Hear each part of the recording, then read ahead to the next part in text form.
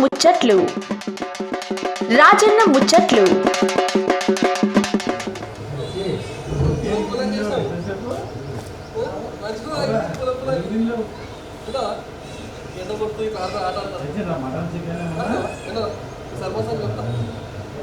చెప్తా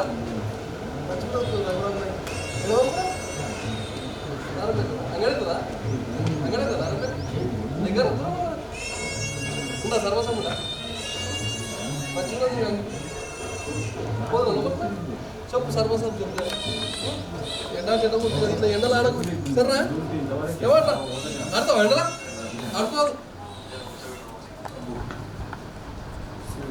నార్మల్గా నారాయణ కనుకుర్తి గ్రామ సర్పంచ్ పిల్లగా జరిగింది చూసి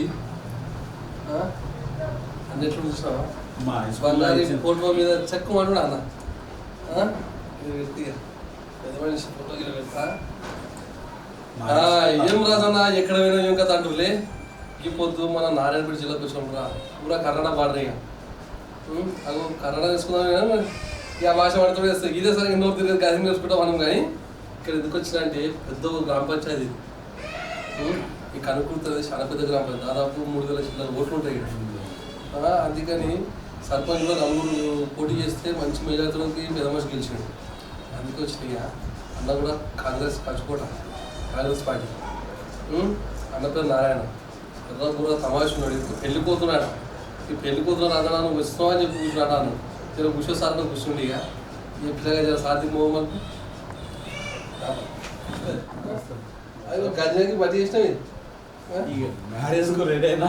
గంజలే స్టార్ట్ నువ్వు ఏమో నీళ్ళు అదుకుని వచ్చినాయి మరి ఇప్పుడు ఓగా నీళ్ళు తెస్తుంది ఇక మా ఇంకా ఆమె మళ్ళీ పొద్దుకి మళ్ళీ వేసుకొచ్చు పొద్దున్న వేసుకొని ఉట్టుకొస్తున్నాయి ఇక నీకు మంచిగున్నది ఈ స్త్రీ పిస్త్రీ బందోబస్తు చూసి కూర్చున్నావు ఏడికి పెళ్లికి పోతున్నావా ఎవరు పెళ్లి సార్ మా బంధువులు ఉంది అచ్చా ఏడా మండలం ఇక్కడేనా దగ్గరనా దగ్గర పాటనా దగ్గర అంటే కూడా 25 కిలోమీటర్లు అట్లా అందుకనే బయట అన్న వాళ్ళు అందరూ ఉన్నారు నీకోసం 10 నిమిషాలు నాకు ముసలి పెడతామా దూరంగా వస్తుంది చెప్పండి సార్ నాకు తెలుసు మీ గురించి జర మా వ్యూస్ గురించి తెలవాలి కదా మీరు చెప్తే బాగుండే జర నాకు ముసలి చెప్పండి మీ గురించి నా పేరు నారనోళ్ళ నారాయణ కాన్కుర్తి గ్రామం దామరగిద్ద మండలము నాన్పేట జిల్లా తెలంగాణ మొన్న జరిగిన ఎలక్షన్లో నవంబర్ 25 తారీఖు సెకండ్ ఫేజ్ అయిందా 25 డిసెంబర్లో జరిగిన ఎలక్షన్ రెండవ ఫేజ్లో అయింది. ఇక్కడ మా గ్రామం జనరల్గా కేటాయించడమైంది. నేను బీసీ ముదిరాజ్ మా కులము. నాకు ఇక్కడ నలుగురం పోటీ చేసినాము. మా గ్రామస్తులు అందరూ, మా యువకులు, గ్రామ పెద్దలు అందరూ సహకరించి మంచి నాకు 433 మెజార్టీతోన కాన్కుర్తి గ్రామ సర్పంచ్గా నన్ను గెలిపించిండ్రు. వారికి రాజకీయ ప్రస్థానం ఎప్పుడు శురువైంది? వెనకటికి కుటుంబ సభ్యులు రాజకీయం చేసినా మీరే రాజకీయానికి వచ్చినా?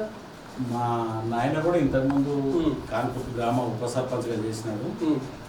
ఇక తర్వాత నేను మొదటిసారి ఈ మా ఊర్లన్నీ కొడంగల్ కాన్స్టిట్యున్సీకి ఉండే ఈ మండలంలో కొన్ని విలేజ్లు. నేను 1992లో ఫస్ట్ సింగిల్ విండో ప్రెసిడెంట్గా ఉమ్మడి మహబూబ్నగర్ జిల్లాలో చేశాను. తర్వాత ఉద్యోగరీతే నేను విఆర్ఓగా చేసి ఇప్పుడు మొన్న ఈ దీని కొరకు సర్పంచ్ ఎలక్షన్లో ప్రజాసేవ చేద్దామని వాలంటీర్ రిటైర్మెంట్ తీసుకొని ఇక నేను కాంగ్రెస్ తరఫున ఈ ఊరు అభివృద్ధి చేయాలని చెప్పి మా ఎమ్మెల్యే పర్ణికర్ రెడ్డి మేడం గారు మరియు వాళ్ళ మేనమామ శివకుమార్ రెడ్డి ప్రోత్సాహంతో సర్పంచ్గా పోటీ చేసిన మా గ్రామస్తులంతా నాకు అభివృద్ధి జరుగుతాయని సహకరించినందుకు వాళ్ళకు కూడా మళ్ళీ ఒకసారి మీ తరఫు మా అందరికీ ధన్యవాదాలు తెలుపుతున్నాను. తమాషా మాట్లాడుతున్నారు. మరి మీరు సర్పంచ్గా పోటీ చేసినప్పుడు ప్రజల దగ్గరికి వెళ్తారా ఇంటికి? అప్పుడు ఏ సమస్యలు చెప్పినా ప్రజలు మీకు? మెయిన్ ముఖ్యంగా ఇక్కడ మా కాన్కుర్తి గ్రామంలో Kodangal Narayanpet lift irrigation reservoir మా గ్రామం శివార్లనే అవుతుంది. ముఖ్యంగా రైతులకు పెద్ద నష్టం 800 ఎకరాలు మా గ్రామాలనే పోతుంది. దాదాపు 260-270 వరకు రైతులు పూర ఒక గుంట కూడా మిగిలినట్టు మొత్తం కోల్పోతున్నారు. ఆ రైతులు కూడా చాలామంది రైతులకు ఇక మనం సేవ చేద్దామని చెప్పి మా ఎమ్మెల్యే మేడం సహకారం మరియు వాళ్ళ మేనమామ శివకుమార్ రెడ్డి గారి సహకారంతోన పబ్లిక్కు ఇప్పుడు రైతులకు ముఖ్యంగా మాకు ప్రాబ్లం అంటే రైతులదే. ఇప్పుడు రిజర్వాయర్ నుండి నష్టపోయే ఎక్కువ ల్యాండ్ కొడంగల్లో నారాయణపేట కాన్స్టిట్యున్సీలో మొత్తం మామూలే దాదాపు 800 ఎకరాలు పోతుంది. ఆ రైతులకు మేలు చేసి ఎమ్మెల్యే గారు కూడా హామీ ఇచ్చిండ్రు. ఆ రైతులకు ఉపాధి కొంత మంది 260 మంది రైతులకైతే పూర్తి ఒక గుంట కూడా మిగలదు. అటువంటి వాళ్ళకు ఉపాధి కానీ వాళ్ళు చదువుకున్న పిల్లలకు ఏం చేయాలి చూపించి మిగతా రైతులకు ఏం చేయాలి. ఊరు సమస్యలు కూడా ఉన్నాయి. పెద్ద సమస్య అంటే మాకు రిజర్వాయర్ నుండి నష్టపోయిన రైతులే, వాళ్ళకి న్యాయం చేయాలని చెప్పి రైతులకు వాళ్ళు కోరుకున్నారు. వాళ్ళ సహకారంతోనే నేను ఇప్పుడు సర్పంచ్గా గెలిచిన సార్. అయితే సార్ మరి ఈ ఎలక్షన్లలో ఖర్చు కూడా బాగానే అయింది. అదే అయిందనగినా ఇక్కడ మన ఏంది మెదక్ దిక్కు సంగారెడ్డి దిక్కు అక్కడ మన ఏంది హైదరాబాద్ దిక్కు అయితే ఒక ఓటుకు 5,000-6,000 కంటే కొనుక్కురాట. మరి మనకెంత వచ్చిందా ఖర్చు? నాకు ఖర్చు అని ఏం లేదు సార్. మాకు యువకులు రైతులు ఇక మహిళలు అంతా సహకారంతో ఊరికే చిన్నగా ఏం లేదు ఖర్చు లేకుండానే గెలిచినాం. రూపదీపాలే మేము తాగేదిలే పోలే. అందుకే ఏమి ఖర్చు చాలా తక్కువ. ఊరికే టిఫిన్లు ఛాయల మీదనే గెలిచిన సార్. మరి మీరు గతంలో సింగిల్ విండో చైర్మన్ చేసినారు. మరి ఆ సమయంలో మీరు ఎటువంటి కార్యక్రమాలు చేసేది? నేను అప్పుడు సింగిల్ విండో చైర్మన్ అప్పుడు నేను అప్పుడు 25 సంవత్సరాల దామరిత మండలంలో చేసిన. మా ప్రాంతంలో కొత్తగా రైతులకు క్రాప్ లోన్స్ కూడా లేకుండే అందరికి క్రాప్ లోన్స్ ఇప్పించిన. గొర్రెలకు వాళ్ళకు కూడా లోన్లు ప్రతి దీంట్లో నేను అప్పుడు కూడా మాది అధికార పార్టీ ఉండే. అప్పుడు కూడా మా మండలంలో చాలా బ్యాక్వర్డ్ లోన్స్ అవి చాలా తక్కువ ఉండే. అప్పుడు కూడా నేను ప్రజాసేవ చేసి రైతులతో నేను మంచిగా వాళ్ళకి లోన్లు ఇప్పించి మన్ననాలు కూడా పొందిన సార్. ఎవరిని ఇబ్బంది పెట్టకుండా న్యాయంగానే చేసినాం సార్. అయితే సార్ మరి గతంలో మన బీఆర్ఎస్ ప్రభుత్వం గురించి సంక్షేమ పథకాల గురించి ఈ కింద కూడా పెద్ద సార్ రేవంత్ రెడ్డి సార్ గురించి సంక్షేమ పథకం గురించి తెలియజెప్తా విజయ్. ఇప్పుడు రేవంత్ రెడ్డి సీఎం వచ్చిన తర్వాత అభివృద్ధి కాంగ్రెస్ ఇప్పుడు కానీ ఇంత రాజశేఖర రెడ్డి సీఎం ఉన్నప్పుడు కానీ కాంగ్రెస్ గవర్నమెంట్లోనే ఇండ్లు అప్పుడు కానీ ఇప్పుడు పేదలకు అదే అర్హత కలిగిన వాళ్ళకు మాత్రం ఇండ్లు. ఇప్పుడు మా గ్రామంలో ఇంతకుముందు కేసీఆర్ ప్రభుత్వంలో ఉన్నప్పుడు ఇంతవరకు ఒక్క ఇల్లు మా మండలి కాదు నారాయణపేట కాన్స్టిట్యున్సీలనే రాలేదు. ఒక డబుల్ బెడ్రూమ్ రాలే రాలే. ఇప్పుడు మా పర్ణిక రెడ్డి మేడం ఎమ్మెల్యే అయిన తర్వాత ప్రతి గ్రామానికి ఇప్పుడు మా గ్రామానికి కూడా ఇప్పుడు ఆల్రెడీ కన్స్ట్రక్షన్ అవుతూ ఉన్నాయి ఇండ్లు. చాలా బీద ప్రజలైతే చాలా సంతోషంగా ఉన్నారు. వాళ్ళ మాట ఇందిరా ఇండ్లు అయితే కన్స్ట్రక్షన్ నడిచినాయి సార్. నడిచినాయి. ఇంతవరకు వాళ్ళ ప్రభుత్వంలో కేసీఆర్ ఉన్నప్పుడు ఊకే కాళేశ్వరం ప్రాజెక్టు అని ఇక్కడ మాకైతే పాలమూరు ఒక్క నీటి చుక్క మాకు కృష్ణానది ఎంత 40 కిలోమీటర్లు అవుతుంది. ఏవీ రాలేదు ఉపయోగం.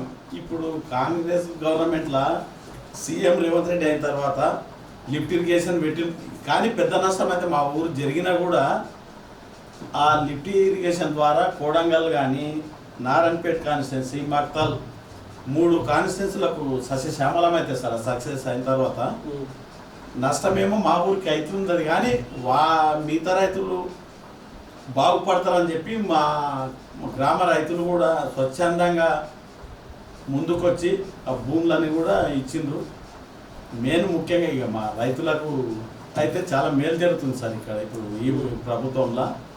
అప్పుడు కేసీఆర్ ఉన్నప్పుడైతే మనము అక్కడనే కాళేశ్వరం వల్ల అవినీతి ఆకతని కానీ మా ఏరియా నాన్పేట జిల్లా కానీ మామనార్ జిల్లా కానీ ఎలాంటి ఇప్పుడు ఇరిగేషన్లో అయితే ఎలాంటివి కాలేదు సార్. డబుల్ బెడ్రూమ్లు కానీ ఇది వేరే ఏ స్కీములు కానీ ఏం రాలేదు సార్. మెయిన్ ముఖ్యంగా రేషన్ కార్డు కేసీఆర్ ప్రభుత్వం ఉన్నప్పుడు ఏదైతే పేరు మిస్ అయిందో ఇక అది మిస్ అయి ఉంటుండే. ఇప్పుడు కాంగ్రెస్ ప్రభుత్వం వచ్చిన తర్వాత ప్రతి కుటుంబంలో డివైడ్ ఫ్యామిలీస్కు సపరేట్ కార్డులు, వాళ్ళకు రైస్ పిల్లల కానీ బియ్యం పంపిణీ సన్న బియ్యము ఇస్తున్నారు. కాబట్టి పబ్లిక్ ఒకరికి 6 కిలోల చొప్పున వస్తున్నాయి. మంచిగా సంతోషంగా ఉన్నారు సార్. ఇప్పుడు అదేవిధంగా 200 యూనిట్లు కరెంటు కూడా ఉచితము.